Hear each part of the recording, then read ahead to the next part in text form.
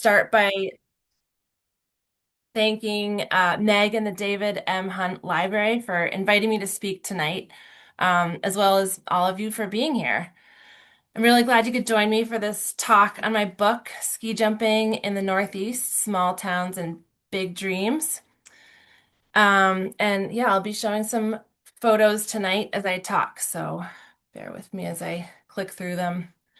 Um, So one of the reasons I'm especially excited to talk about this book tonight is that this year, as Meg said, marks the 100th anniversary of Salisbury Winter Sports Association, or SWASA, the club where Jump Fest takes place in just a couple weeks.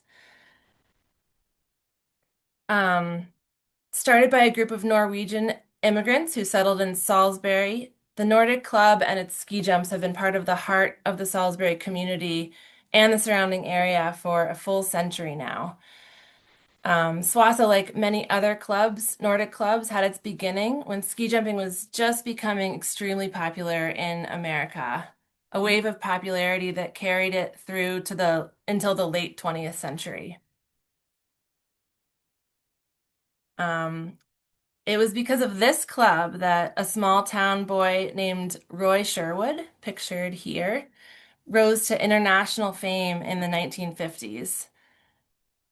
And because Swassa became so deeply embedded in the community, it stayed strong when late into the 20th century, dozens of other ski jumps and clubs across the region went dormant or disappeared completely. Today, Swassa maintains the only ski jump in southern New England.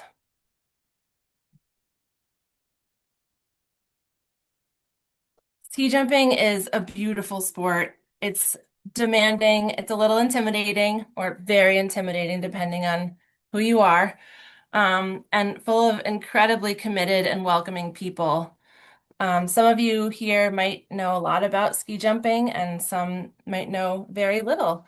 But my hope with this book and for tonight is to share what makes ski jumping and the community around it so special. A little about me and how I came to write this book. Meg, you covered some of this, but I grew up in Washington, Connecticut, and I started coming to the ski jumps as a child. Um, I learned to jump in Salisbury with John Swanson as my coach.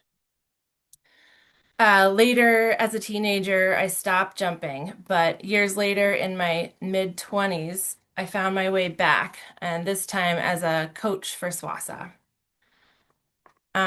While I was coaching, I was also finishing my undergraduate degree in history at SUNY Purchase, and I decided to do an oral history of ski jumping for my senior project, ski jumping in the Northeast.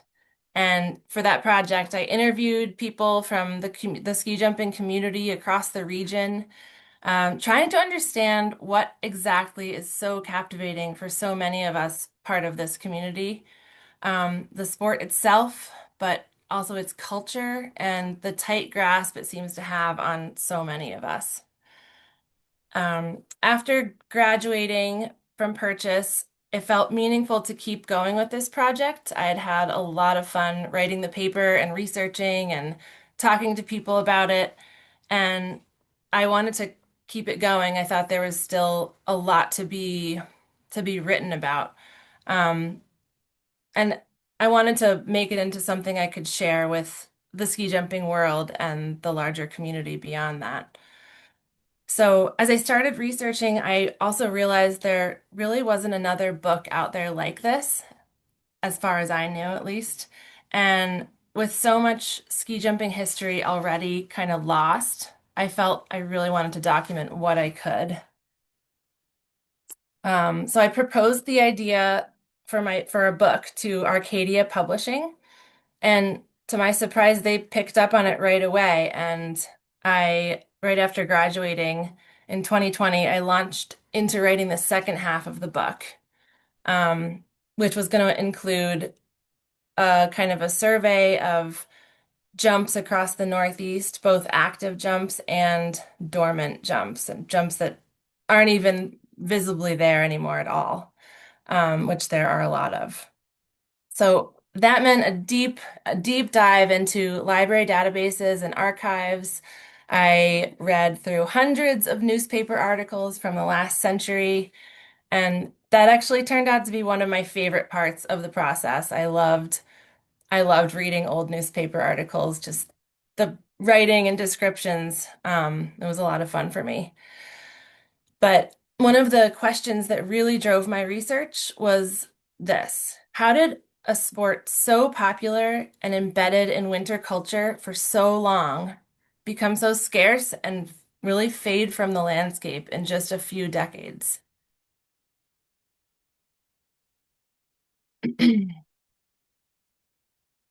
So Larry Stone, who is pictured, he's the coach in this picture. Um, he who grew up in jumping in Salisbury, and he later coached the Swassa team. He remembered, and I'm quoting here, when I grew up in the 50s here, there were 8, maybe 9 jumps in town.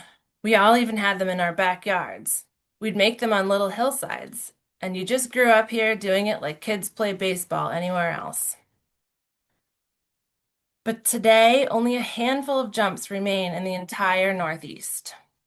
So, how did this happen? Famous jumps and Nordic clubs went dormant, including Bear Mountain ski jump, which was north of New York City.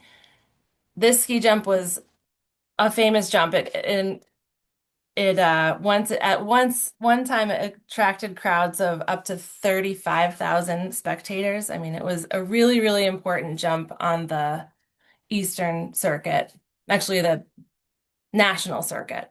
Um, and it's gone now. I think it was 1990 that they shut down the jump at Bear Mountain. Um, the few jumps that do remain are strong because the communities have come together to support them. In the beginning of the book, I trace ski jumping's roots back to Norwegian immigration to the United States between the 1860s and 1920s. Many, many Norwegian immigrants settled in areas that resembled Norway's climate and terrain all across the Northeast and the Midwest. And wherever Norwegians settled, they built ski jumps. Ski jumps popped up just in almost every town across the Northeast and Midwest. The first ski jump club in the Northeast was founded in Berlin, New Hampshire in 1872. By the early 20th century, the Northeast was home to more than 100 ski jumping sites and clubs, and probably way more than that, actually. Some of those locations had several jumps each, and including quite a few ski jumps and clubs right here in Connecticut.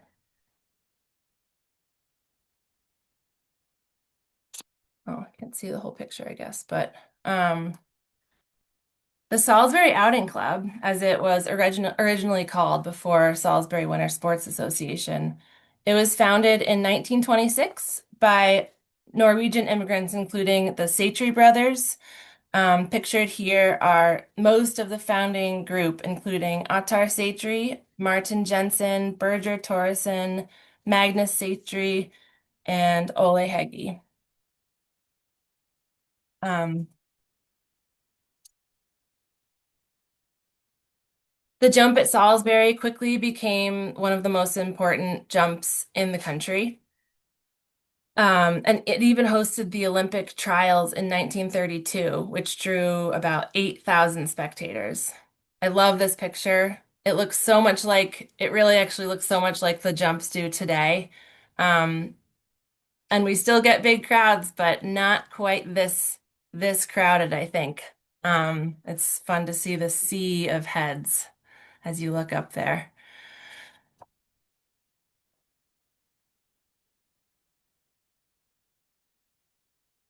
Um, let's see if should I move this? Maybe I can move this.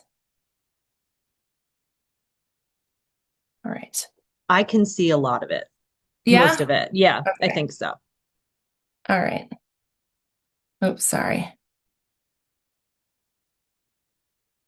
I'm really okay.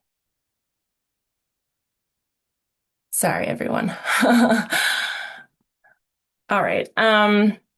So ski trains and snow trains. As skiing and ski jumping spread, colleges formed ski clubs and winter carnivals became a really big, important thing in the Northeast. And ski trains or snow trains carried city residents to small rural towns to experience winter sports. I love thinking about this. I love thinking about people in Grand Central Station. I think that's the top picture in the middle, carrying their skis and going down those steps and getting on the train with their skis and their gear and just being transported to some small snowy town up north. I just love the idea of that, and I wish they were still around. By the 1950s and 60s, skiing and ski jumping almost defined winter culture in the Northeast. College jumping was a really big deal, and many colleges had their own ski jumps. But by the 1970s, participation began to decline. Um, Facilities deteriorated and jumps went dormant. So these are two different pictures of the same jump. Nansen Ski Club up in Berlin, the oldest ski jump in the Northeast. This jump was also a really important jump for the country nationally. It hosted the 1938 Olympic trials and multiple national championships. It was a really important jump in the US, but it shut down in 1988 and it fell into total disrepair, as you can see from the picture on the right. There were several reasons for this, but the biggest came in 1981 when the NCAA voted to drop ski jumping as a sanctioned college sport.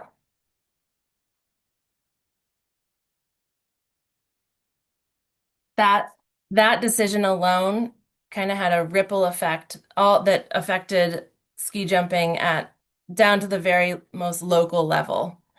Um, Small communities struggled to justify supporting ski jumping programs when young athletes no longer had a clear college pathway.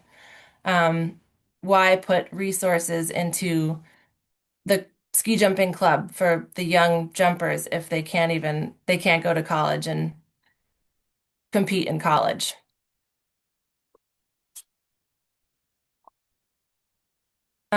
I mentioned those winter carnivals that were so popular, held by colleges. This is obviously the Dartmouth Winter Carnival poster from 1952. Um, the Dartmouth Winter Carnival was one of the most famous and one of the main attractions at the Winter Carnival during the 50s and 60s was the ski jump. As you can see here in the picture on the right, um, this is one of my favorite photographs I found. The Dartmouth ski jump with I don't know how many people are there, but just it's like one of the main attractions, as you can see, and um, just that crowd on that hillside on the left.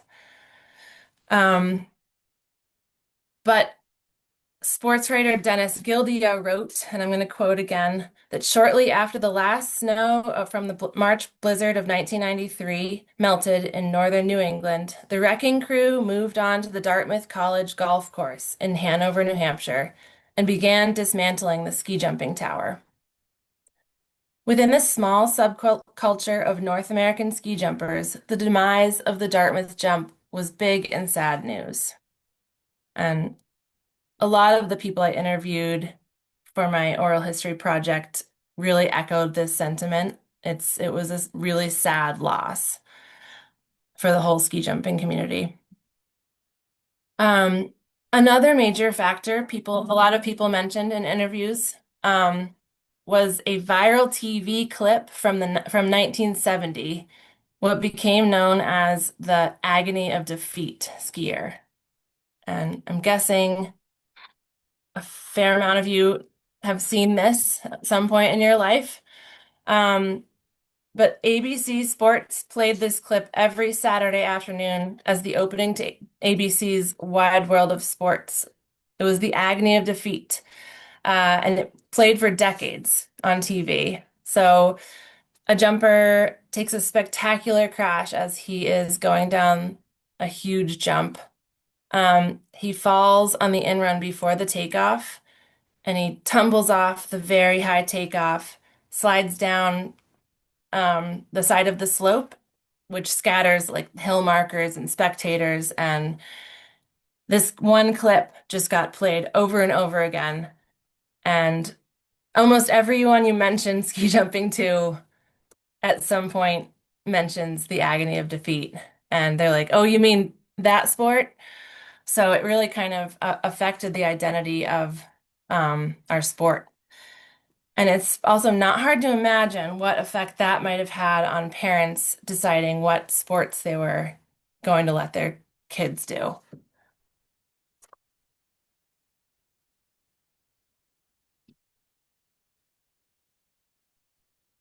As jumps disappeared, communities rallied around the ones that remained. Volunteers stepped up, and kids who wanted to try jumping were welcomed and supported, no matter where they came from. I was lucky that SWASA was one of those clubs. My dad remembered finding equipment for me in the late 1990s when I was learning to jump in Salisbury.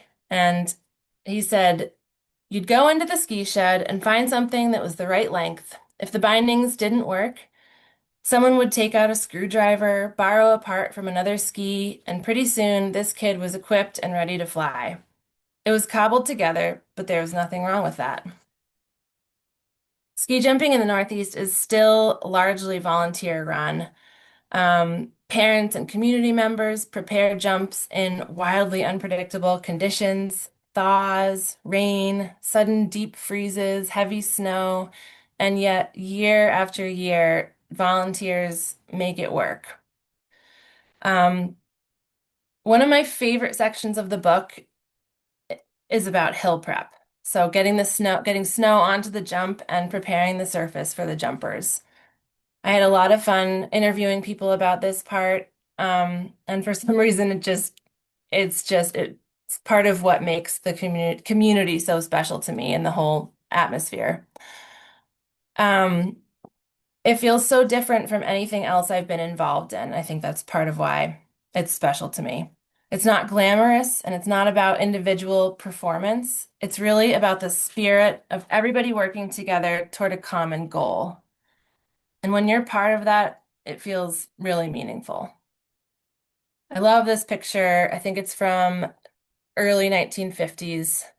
Just everyone, club members, community members coming up and packing the hill, getting it ready for the big event. Um, some more hill prep photos that I wanted to share. Before SWASA had snowmaking equipment, during winters when snow was scarce, volunteers had to go out and find snow to bring to the jumps. They found snow in farm fields, parking lots, and snow drifts piled up against fences along highways, and they harvested ice from nearby lakes. And then once it was at the jumps, and I described this in my book, once it was collected and trucked back to the jumps, it was blown up the hill on on a piece of farm equipment called a silage blower, which was powered by a tractor, which you can see in the upper left. And in that same picture, they have big chunks of ice that I think that man is holding a big chunk of ice from a lake. Um, so at the base of the pipe, volunteers would shovel snow and chunks of ice into the silage blower, which chopped it up and sent it straight up the pipe and out onto the in-run of the jump or wherever they were trying to put snow. At the top of the jump, another group of people would be stationed there with rakes and shovels, smoothing out, redistributing the snow and smoothing it out to create a smooth, skiable surface. Um, these are just more pictures I loved. I like the idea of it looks like young young jumpers maybe in the left side with their rakes, getting out there to make the hill skiable so they and their friends could ski. And things aren't, these are pretty recent pictures from the last 10 years, so we're still using the silage blower method and rakes and shovels. The picture in the middle is three jumpers that I coached who are helping to smooth out the surface of the in-run just right by the takeoff. New techniques have made this process faster and easier. The two smaller hills at Swassa now have steel tracks on the in-run, so snow isn't even needed there anymore on the in-run. And a powerful snowcat makes snowing and grooming the landing hills much more efficient.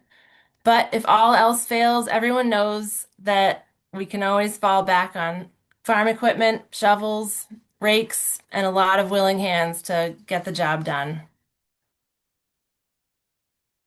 When ski jumping started to decline in the second half of the 20th century, it wasn't just shrinking in size. It became even more obvious who had really been allowed to participate all along. And that brings me to something I really wanted to give more time to in this book, and I will tonight, and that is women's ski jumping. A lot of people have thought of women's participation in ski jumping as a relatively new phenomenon, but it turns out that's not true. Um, Women have been jumping almost as long as the sport has existed, which I think is really, really cool. And this was something that surprised me in my research. Um, in Norway, when the sport began, women were jumping in the 19th century.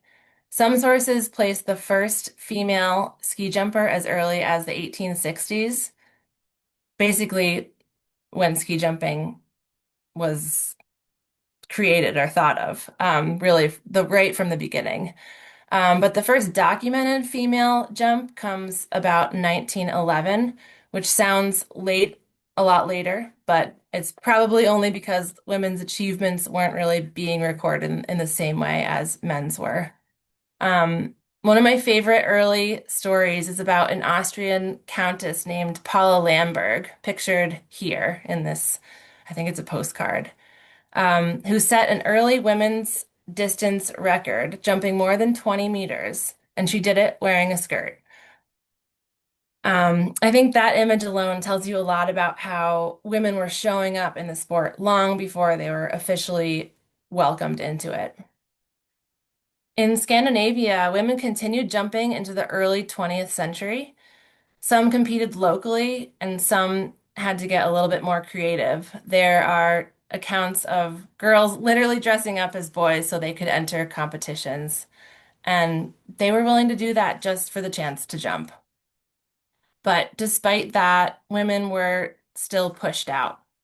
Um, by the 1950s, female participation dropped dramatically, and not because of a loss of interest, but because of what was said about them.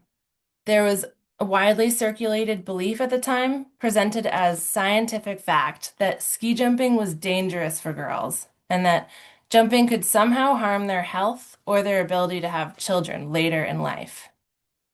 That idea, which was completely unfounded, did a huge amount of damage to the sport for women. And for decades after that, women's ski jumping nearly vanished. It wasn't because women couldn't jump or they didn't want to, but it was because they were told they shouldn't. By the time we reached the 1980s and early 90s, women were still jumping, but mostly on the margins of the sport. They weren't allowed to compete officially, and at big events, they were at least higher up in the sport. At bigger events, though, they were sometimes invited to jump before the competition as four jumpers just to test the hill, but not as athletes whose performance counted. But still, they kept going. And one of the major turning points came when the first official women's world championship was finally held. In 2009, an American jumper, Lindsey Vann, pictured here, became the first women's world champion in ski jumping. It was a huge moment for women's ski jumping, for ski jumping in general. And from there, things slowly began to change. More international competitions, then the World Cup events included women, and women increasingly got more official recognition in the sport. That moment really, really mattered, and not just for Lindsay, but for the whole sport and its evolution and for young female jumpers. And finally, in 2014, nearly 90 years after ski jumping first appeared in the Olympics, women were allowed to compete in the Olympics too. So, this is the 2014 US women's ski jumping team.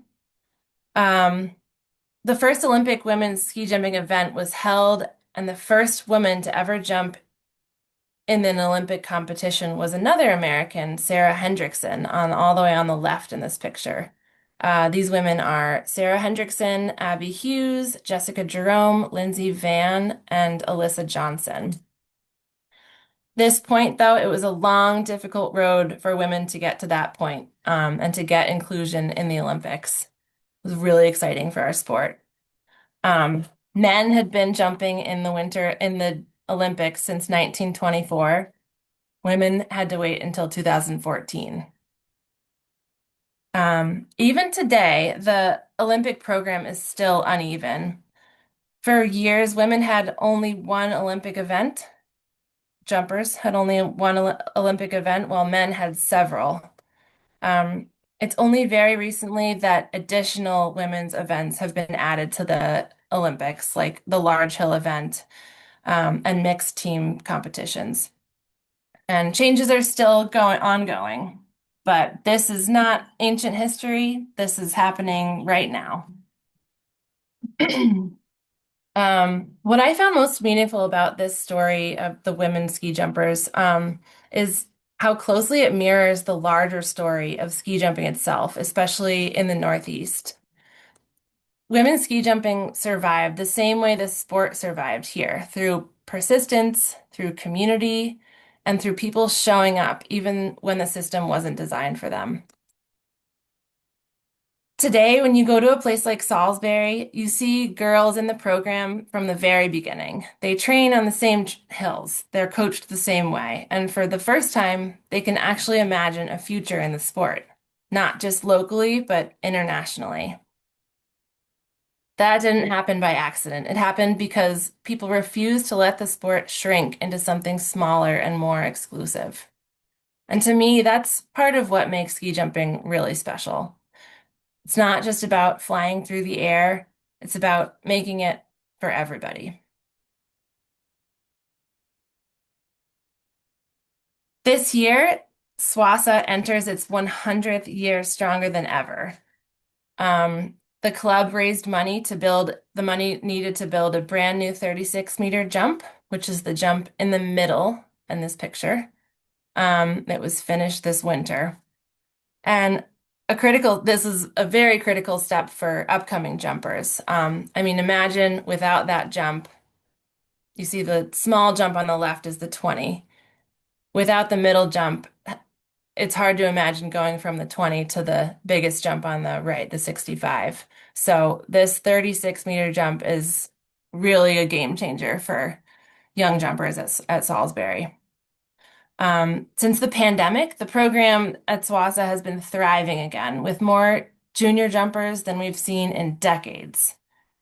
There are lights on all three of the jumps for night practice, a newer snowcat to put a groomed surface on each landing hill, um, and we have snowmaking to keep the kids jumping. So just really making it possible for kids to succeed here now. What was once a quiet scene with only a small handful of jumpers at a weeknight practice is now a busy one. Picture a couple dozen young jumpers lined up at the top of the jump, hearts pounding as they wait their turn, putting their skis on and sliding down the inrun to leap into the air, trying their hardest to fly on skis. For me, ski jumping has been a lifelong love. The thrill of it, combined with the close-knit, supportive community around it, it's like it's unlike anything else I've ever experienced. If you grew up near a hill, knew someone who jumped, or just care about the stories small towns carry, I hope this book feels familiar and maybe a little surprising too.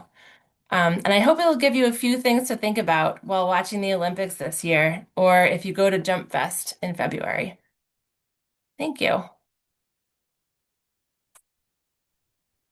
Thanks so much, Ariel. That was so fun. We have a For me too. question. Do you still Great. jump?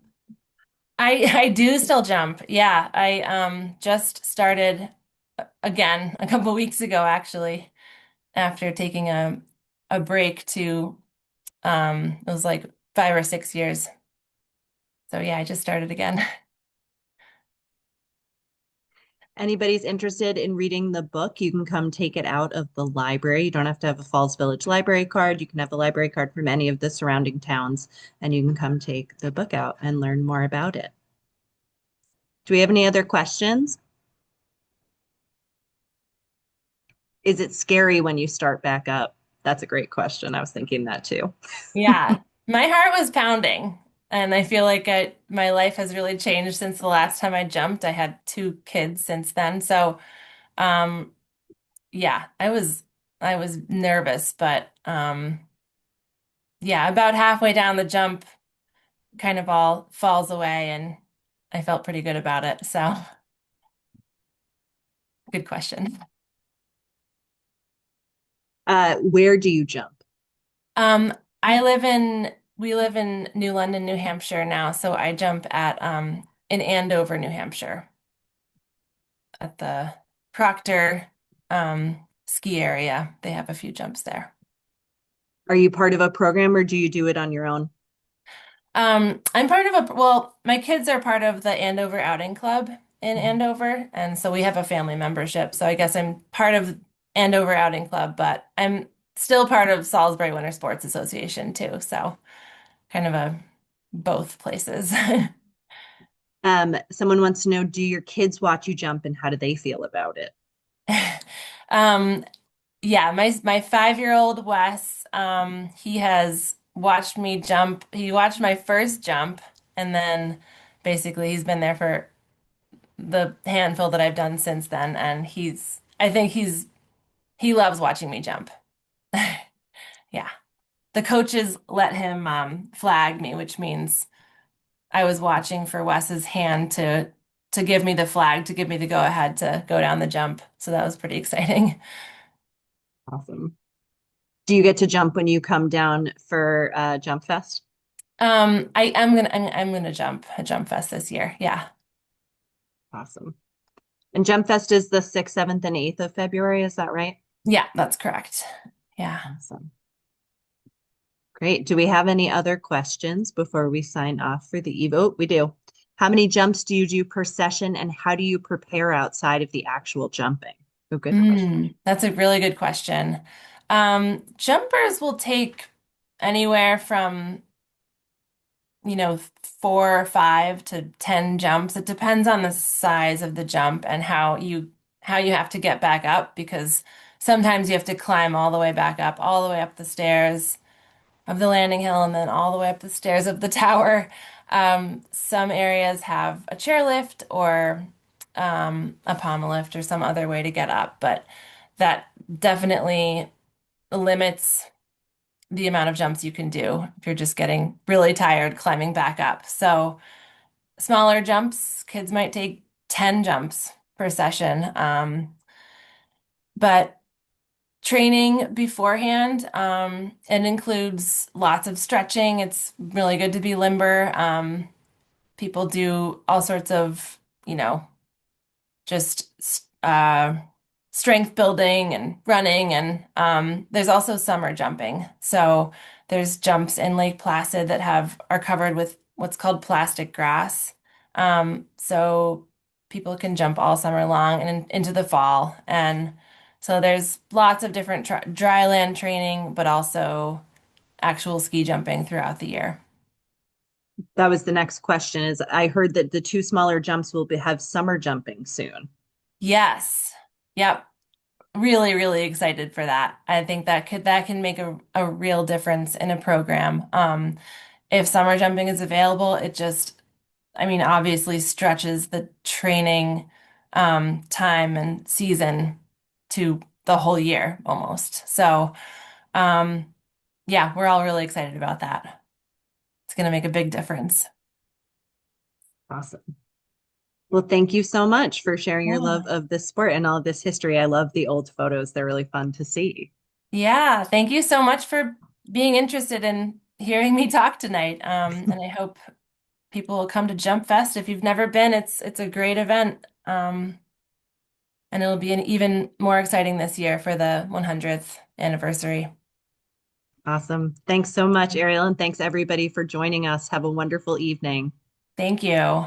Good night. Good night.